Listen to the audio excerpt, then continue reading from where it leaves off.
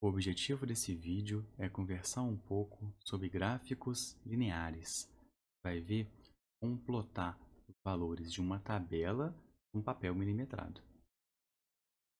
O link para acesso ao material que eu estou utilizando está aqui abaixo na descrição. A apostila mostra para a gente algumas regras que a gente deve seguir para se traçar os gráficos dos dados experimentais. São 7 regras. Vai ver com calma quando a gente for fazer o nosso gráfico. Basicamente, colocar um título, escrever nos eixos coordenados as grandezas representadas, o que você está medindo, e deixar bem explícito quais as unidades de medida que você está utilizando. No eixo vertical, que é o da ordenada, é aquilo que você realmente mediu, que a gente chama de variável dependente. E no eixo da abscissa, aquele que fica deitado, o horizontal, é a variável independente, são os valores que você escolhe para fazer as medidas. Bom, a escala é construída com valores múltiplos e submúltiplos de números inteiros, né? A gente está acostumado, 1, 2, 3, 4 e assim por diante. Uma escala, a do eixo da abscissa, não precisa ser exatamente igual à escala do eixo da ordenada. Você pode ter escalas diferentes. O gráfico ele tem que estar adaptado aos seus pontos experimentais. Não adianta você fazer um gráfico com precisão muito grande, né, de 0,01 em 0,01 a evolução da sua escala, e os seus pontos experimentais estarem crescendo de 100 em 100. Sentido nenhum esse tipo de construção. Então está dizendo aqui a regra 5 para a gente. Para facilitar a leitura, quanto maior o seu gráfico, melhor, certo? Então, assim, 80% da folha é uma estimativa. Se puder ser 90%, melhor ainda, para poder o leitor enxergar com mais precisão o que você colocou no seu gráfico. E essa regra aqui é erro comum. Todo mundo faz isso quando está começando a fazer gráficos. Você não escreve nos gráficos os valores experimentais. Só coloca lá os valores da escala. Quem vai ler o gráfico é que vai ter o trabalho de encontrar os pontos que o interessam. Vamos lá fazer um exemplo para ficar tudo mais claro? Eu já deixei pronto para a gente aqui no quadro uma simulação de um papel milimetrado. O papel milimetrado é aquele que tem graduações, né, esses quadradinhos divididos de 1 em 1 milímetro. Também aqui deixei para a gente um exercício. A gente está vendo ali à esquerda uma tabela de valores experimentais. Experimento, um móvel foi se deslocando e de 1 em 1 segundo, né, os valores que eu escolhi vão ficar então na abscissa, eu fui coletando quais que eram as distâncias que ele percorria. Distância em ΔS, em metros. E para facilitar um pouco a nossa vida, eu vou deixar aqui abaixo uma janela onde a gente pode ver a apostila que a gente acabou de ler. Só para a gente ir lembrando quais são as regras e ir seguindo cada uma delas no passo a passo, quando a gente for construindo o nosso primeiro gráfico. A primeira regra diz que eu devo colocar um título no gráfico, colocar um título que vai exprimir aquilo que ele vai traduzir para a gente. No caso, então, é um gráfico distância, tempo. A segunda regra, ela me diz como construir as escalas. Vamos lá, vamos com calma. Vou colocar aqui no eixo das abscissas os valores que eu escolhi, certo? E no eixo da ordenada, os valores que eu medi. Vou ir juntos aqui então. Ó. Esse aqui vai ser meu eixo ordenado. Abaixo, vou colocar o eixo dos tempos, certo? Valores bonitinhos ali. De 1 em 1 segundo. Então aqui entra o tempo em segundos. E aqui em cima eu vou colocar a distância ΔS em metros. Bom, feito isso, vamos passar para a próxima regra. Ela diz o seguinte: a 3 e a 4 elas andam juntas, as escalas devem ser simples, botando múltiplos sobre múltiplos de números inteiros, e uma escala não precisa ser igual à outra. Vou fazer então agora é trabalhoso. Vou contar quantos quadradinhos tem aqui no eixo T e quantos quadradinhos tem no eixo ΔS. Eu contei previamente aqui o eixo dos T's, ele tem 65 quadradinhos, mais ou menos. Então, se eu usar 60 quadradinhos e olhar ali a tabela, notar que o eixo dos t's ele vai do tempo igual a 1 segundo até o tempo igual a 5 segundos, então preciso marcar no máximo o valor 5, eu posso usar 60 quadradinhos dividido por 5, então a cada 12 quadradinhos eu tenho uma unidade, certo? É essa conta que eu sempre tenho que fazer, uma regrinha de 3 simples, para construir a escala de tal forma que grande parte da folha seja utilizada.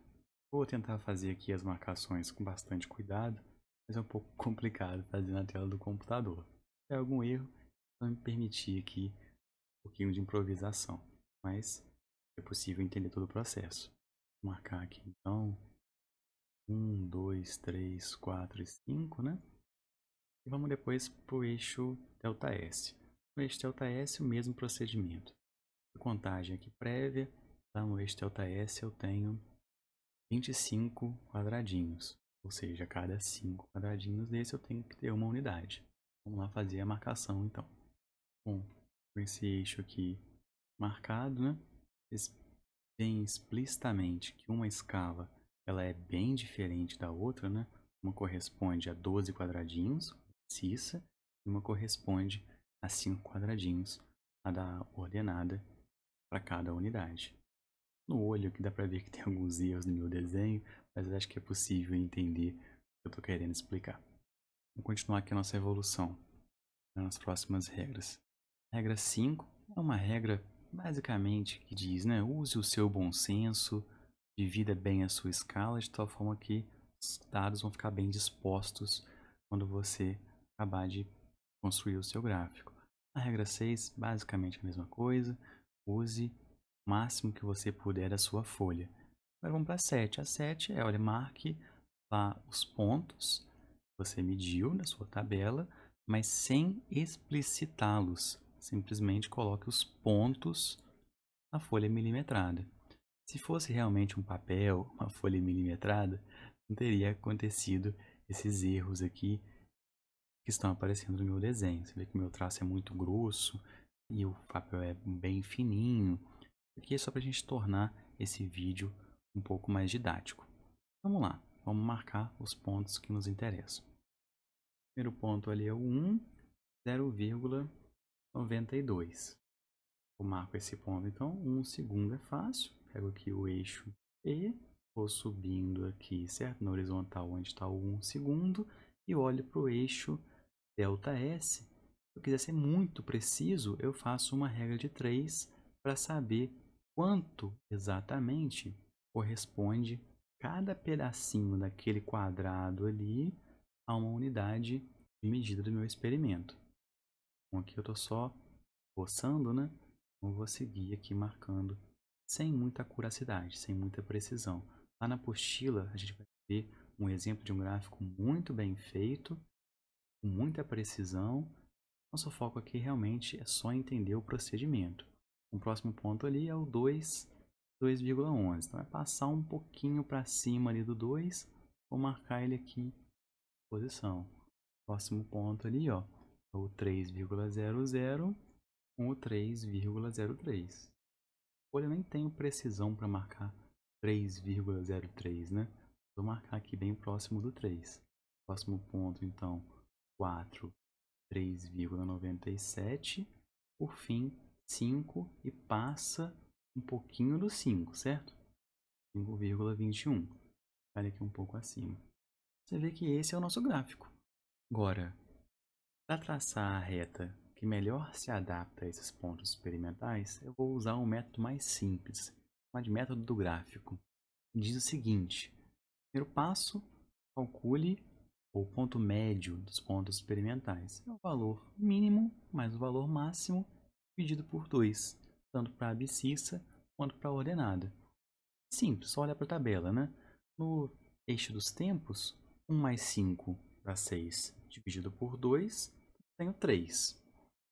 No eixo das distâncias, basta somar 0,92 com 5,21 e dividir por 2.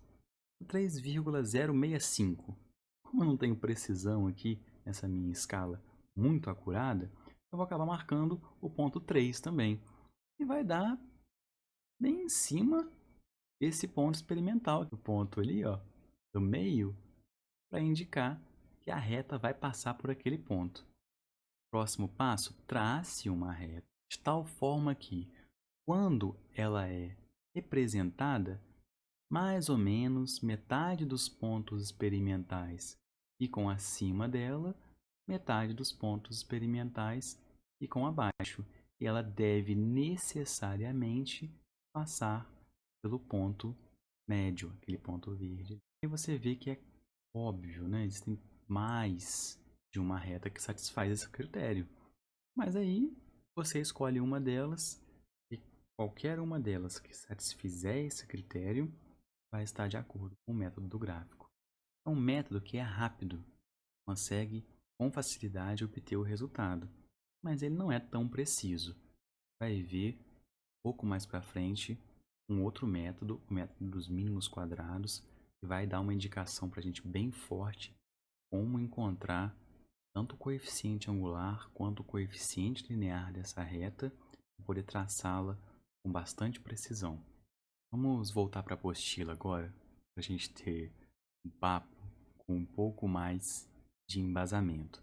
Isso que eu fiz aqui foi só um esboço, só um desenho, para a gente conversar sobre as regras de construção de gráfico. Nem posso dizer que está representado aqui é realmente um gráfico muito bem feito.